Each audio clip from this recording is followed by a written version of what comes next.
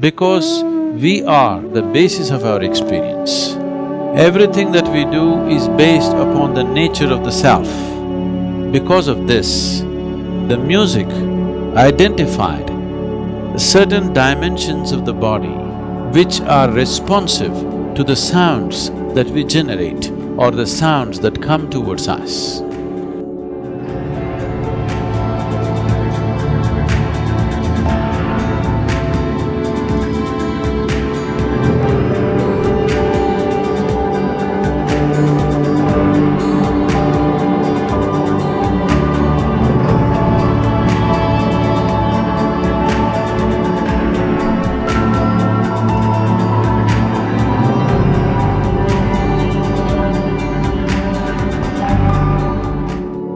Today, it is common scientific knowledge that the whole existence is a reverberation of energy. Or in other words, the whole existence is oscillating between being physical existence and being a vibration.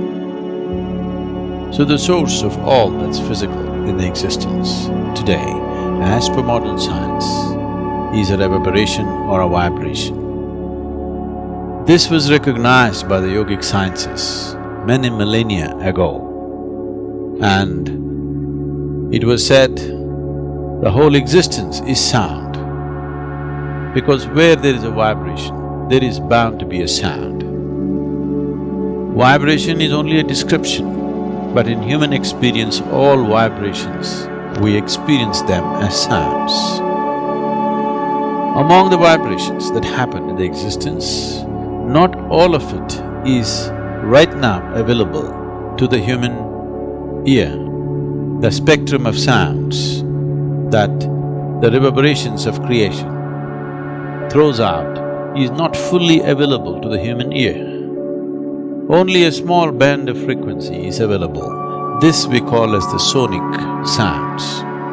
What is above or over that is called ultrasonic. What is below is subsonic. Both the subsonic and the ultrasonic sounds are not available to the human ear unless a human being strives, has the necessary sadhana to go beyond these limitations of a small band of frequencies.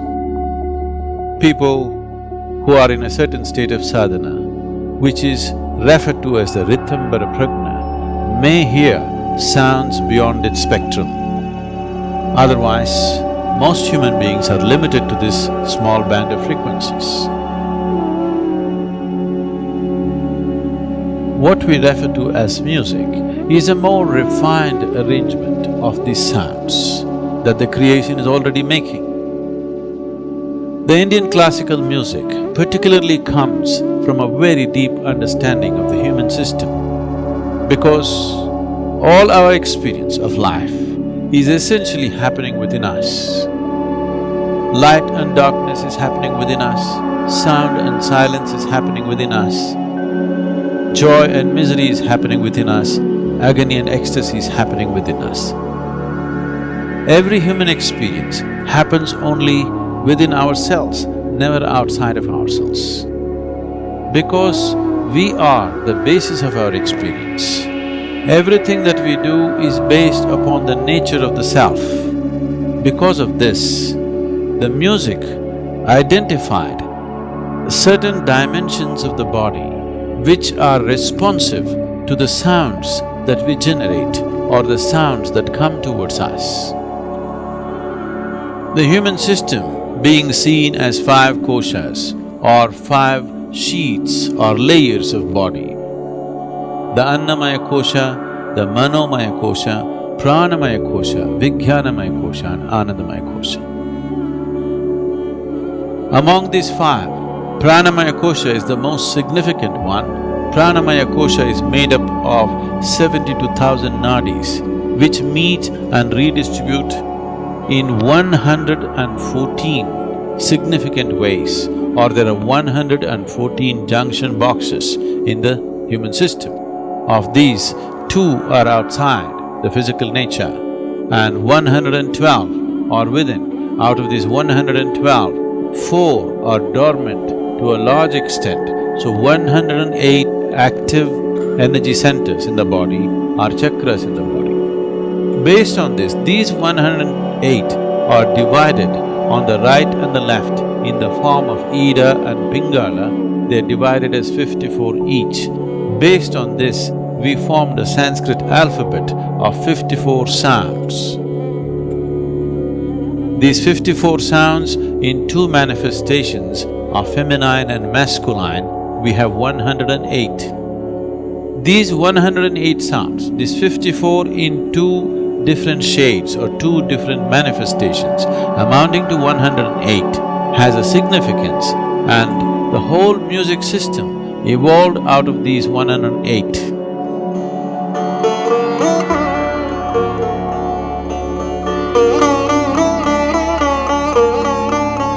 So the Indian classical music essentially is about touching these 108 or activating these 108 chakras or points in the body, which will lead to a natural evolution of the human being to a higher level of consciousness.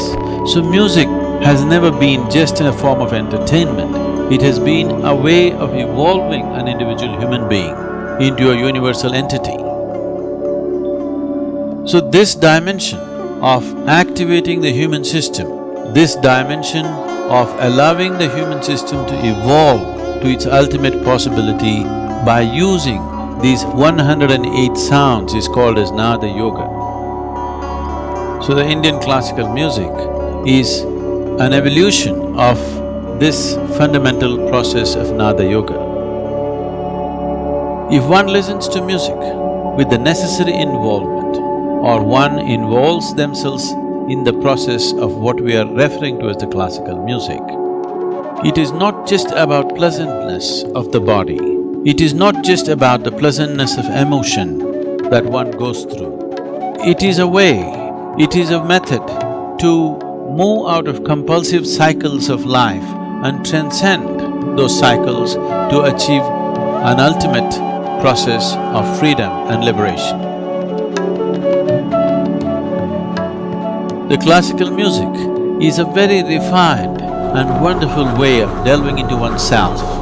This is one of the most wonderful ways that one can transcend one's limitations and arrive at an ultimate possibility. There are many ways to do this, but this is a wonderful and beautiful way to do it.